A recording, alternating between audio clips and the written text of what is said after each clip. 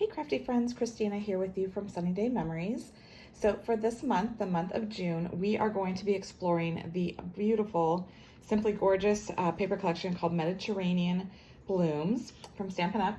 So if you have the catalog, you can find this collection on page 34 and 35. It not only shows the paper collection that we're going to be working with, the designer series paper here, it shows the coordinating stamp and dies and the embellishments. So let's go ahead and look a little closer at these papers. So you get 12 different designs and 6 of them are going to be your citrus themed, which you've got your lemons and your oranges, and you've got the combination of the two on some of these papers. You'll notice that some of them have a larger image here so that you can use the coordinating dies to actually cut them out of your paper, while some of them are more concentrated and more detailed, like you've got these daffodils here that are more concentrated.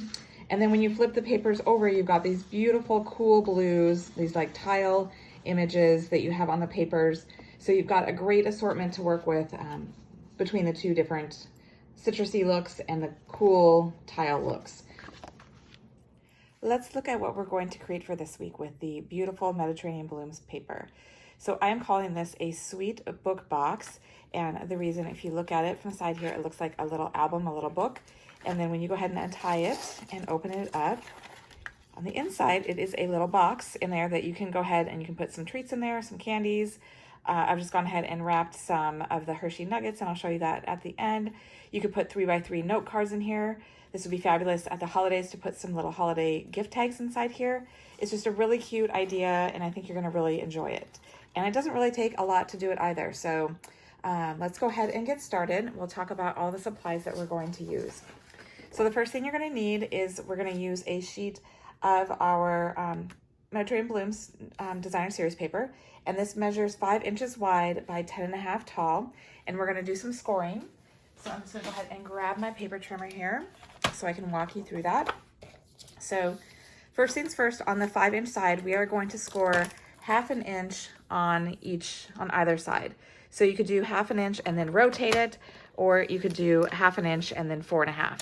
So we are just going to go ahead and do 1/2 inch, and then since it's already at that spot, and then rotate it, and then do 1/2 inch again.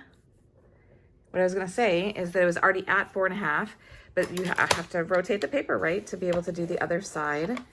So I've gone ahead and done that on both sides, and then we're going to go ahead and rotate it, and along the long edge, along the 10.5 inch side, we are going to go ahead and score it at 1/2 inch.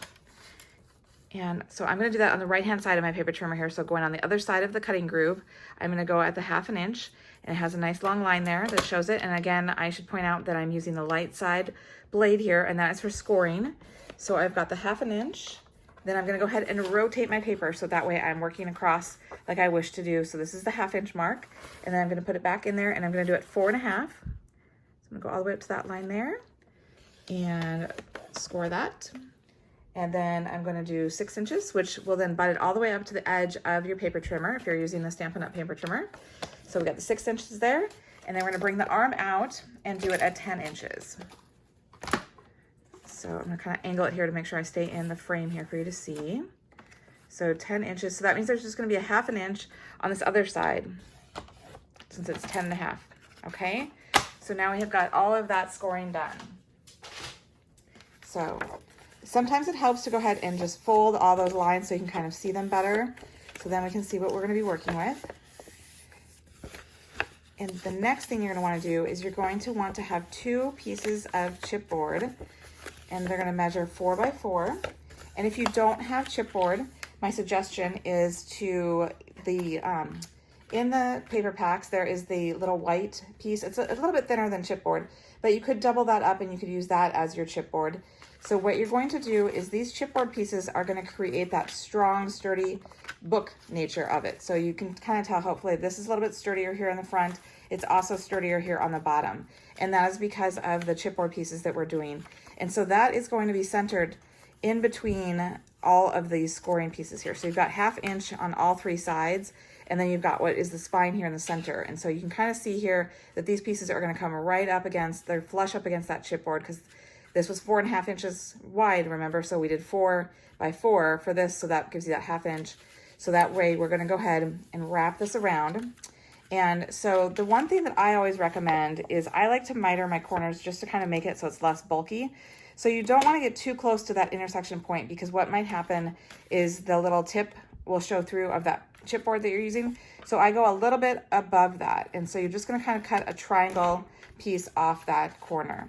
So hopefully that makes sense. You're just taking a little snip off and you're doing that on all 4 sides. Again, that's right above that intersection point on those scores. And I know it's truly hard to see because of this really busy pattern here. So it's really tricky. And that's kind of why I said it helps if you do your folds, then you can kind of see better where that intersection point is. And you can do your little snip. And so I've got all those done. So I'm going to smooth those out of the way. And so then what I'm going to do is I'm going to use the tear and tape, and I'm going to put along the 3 sides here that are going to go around my piece of chipboard. All right, so I've gone ahead and I've actually added that tear and tape all the way around the perimeter of the whole thing, because it'll be much easier to have that on there so that I can do my second piece of the chipboard as well.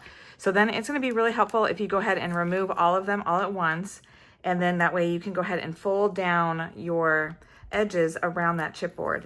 So you're just sandwiching it in there. And so that's why when I went ahead and put my tear and tape on here, you'll notice that I did do them in smaller chunks around this first chipboard piece, and then I have long, full length, sorry, that goes the complete distance, because then we'll finish off the other side all in one shot, basically. So this one here is gonna go, I'm gonna start with the edge, and I'm have it flush down to that score line. I'm gonna make sure before I start sticking anything down that my edges are also flush up against that. And you're gonna have that first piece go down, that center piece against that chipboard. And then you're gonna do this next one here, and then your final one, okay? So you can kind of see why I was saying that it's kind of good to go ahead and put all of that tear and tape on there right away, because then it's all flat, it's easier to work with. So then we're gonna do the same thing. We're just gonna go ahead and put this piece of chipboard in here, the same 4x4, and I'm gonna remove these backings and I'm gonna glue everything down. And you'll notice that I did have that tear and tape here in the middle panel here where the spine is, and that just helps it glue it down and reinforce it so it's nice and sturdy. Okay, so just like I said on the other side, I'm gonna start with this center panel here, and I'm gonna go ahead and put this little flap up first. I'm gonna rotate it and do the side, but I'm gonna go all the way across, so I'm also doing that spine, and then I'm gonna rotate and do this other side as well. So now you can see you've got this all glued in there nice, and you can kind of reinforce that spine, the edges, folding that along there. And you could always go ahead in with your bone folder and kind of do that as well, just to really get those nice crisp folds. But now you can kind of see it taking shape, right? You've kind of got your book formation of this project. The other thing you can kind of do is if your miters, when you mitered your corners and they didn't come completely clean like you'd like, you can go in there and clean those up a little bit. If there's a little bit of excess paper that you don't like, you can go in and just snip those off, just so you've got cleaner edges. Super simple to do. Just kind of look at them from the front. If you see any extra hanging out over the side that you don't like, just clean that up by snipping that off. And there you go. So now we want to go ahead and we want to put something on the inside. You'll see that I've gone ahead and since I have the beautiful oranges on the outside, I wanted to do some of the cool blues on the inside. So I've got a piece that measures, it's 9 inches long by 3.5 wide. And you could choose to do another one of the citrus if you kind of wanted to keep it all together with just the citrus feel, but I kind of wanted to add in the blue since I'm going to also be doing the blue box.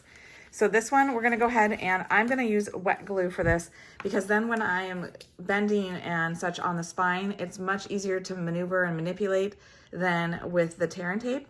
So it's handy if you have both a wet glue and some tear and tape, because both of them serve different functions and they will help you have a better project experience here with that. And actually I don't normally put any in the center, but I am going to do that with this one just because we do want it to make contact on all parts, and it's going to be folding because that's fine. So we just really want to have a good, nice hold. And so we're going to go ahead and put this on here. So it's got a equal border around, top and bottom are the same, and side to side are the same.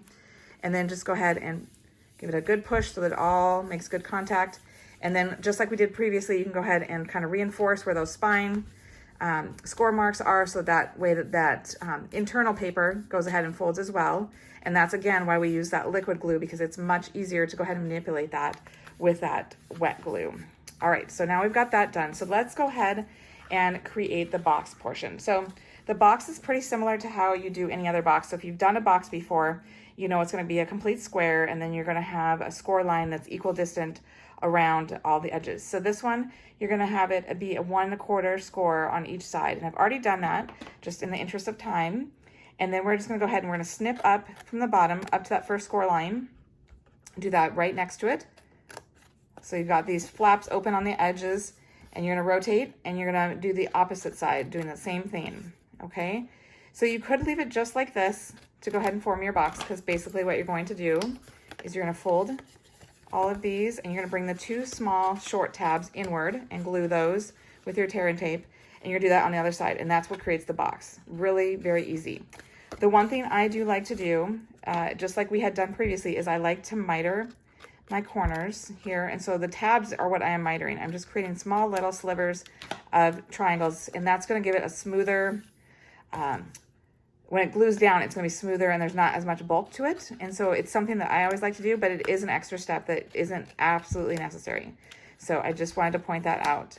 And then like I said, we're going to put some tear and tape on these, on the 4 tabs, so that way we can glue those to the inside of that middle panel. Okay, so since I was going ahead and I was adding the tear tape to the 4 corners, I also added it to the center panel. That's going to be how we glue it into the book portion. So it's kind of nice to just do it all at once, because again, the paper is all flat, and so then you can get it all on there at the same time. So I'm just going to go ahead and I'm taking my piercing tool here to help me lift off the backing of all of these corners of the tear and tape. And then that way I can go ahead and put the box together. And then after that, I will remove the tear and tape from the base so that I can put it onto the inside of the book. So I've got all of those ready. So let me go ahead and show you again. So we're going to go ahead and bring these tabs inward, and it's going to be flush. So you've got a nice seal there, and same thing on this side. Oops, I got a little extra glue. So make sure that stays on that tab so it's not sticking over. Again, line it up with the edge.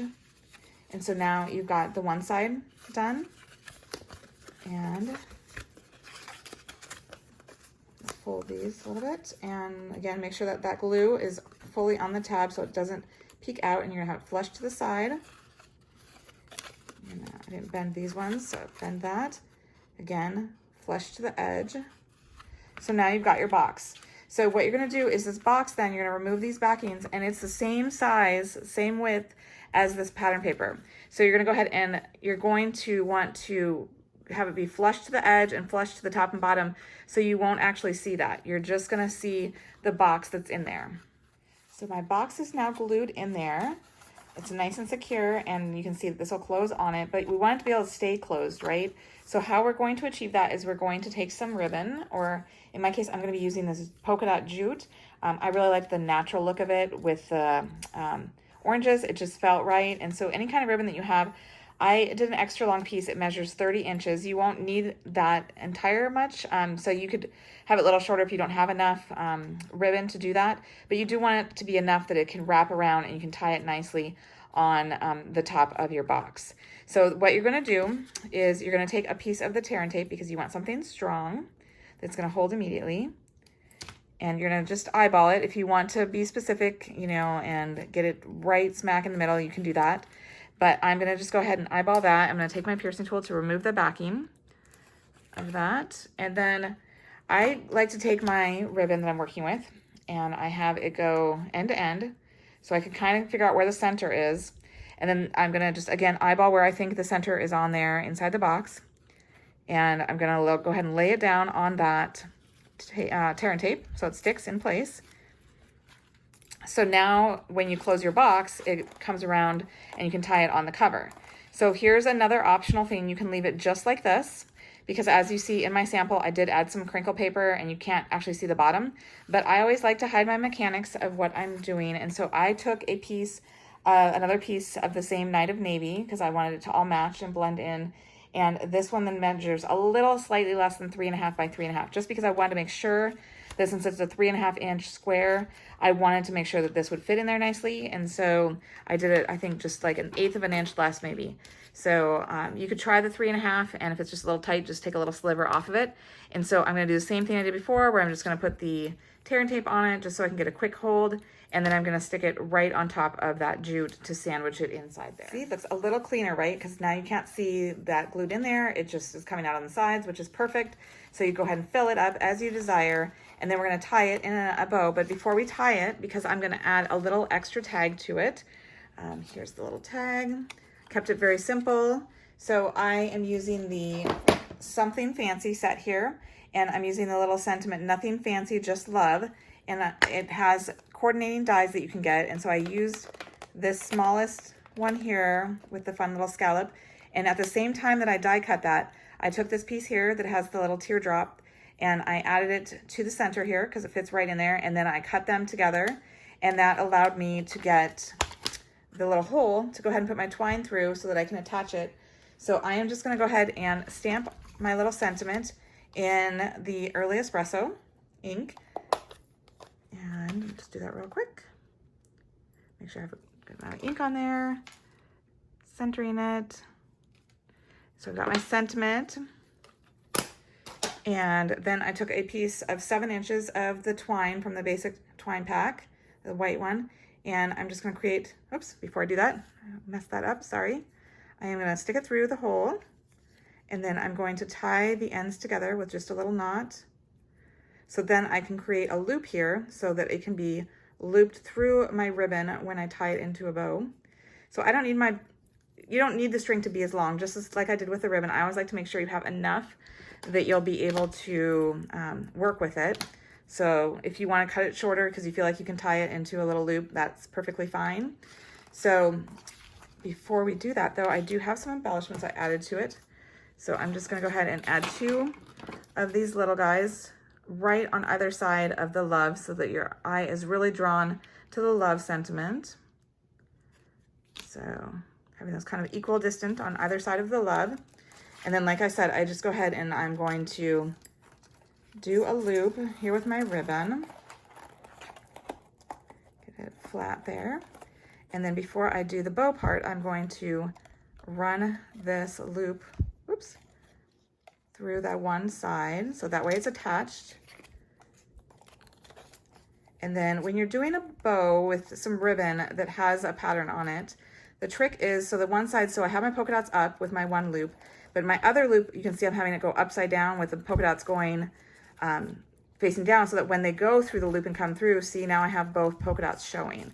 And then before you have it go too tight, then you can kind of futz around with the tail of your bow so that you can have those polka dots showing. And you can kind of, like I said, just work around with it a little bit until you get it how you want, and then you can trim the ends. As you can see, like I said, the 30 inches is more than you need, but it does allow you enough to work with the ribbon and have it look nice when you're all done with it. So that is the project for this week. Oh, but I forgot, I was gonna show you just real quick. So if you wanted to do the idea with putting the little nuggets in there, so I got these ones because I loved how the foil really coordinated beautifully with the oranges. You're just gonna take a piece of the DSP, the designer series paper, and I did 1 inch by 3 inches long. You can kind of train it a little bit by taking your bone folder and like a curling ribbon here, just rubbing that. And then I took a piece of the tear and tape on one end. I'm gonna use my piercing tool again to take that backing off. Piercing tool is so, so handy. If you do not already have one, you should definitely get one. Then you're gonna go ahead and wrap it around. And since we trained it already to kind of have that shape, it easily goes around, and that was so quick and easy, right? But it just ties it all in together and looks more complete, more professional. So there you have it, a really fun project to do. And like I gave you so many ideas in the beginning that you could put inside the box here. I hope you've enjoyed it. And until next time, stay crafty.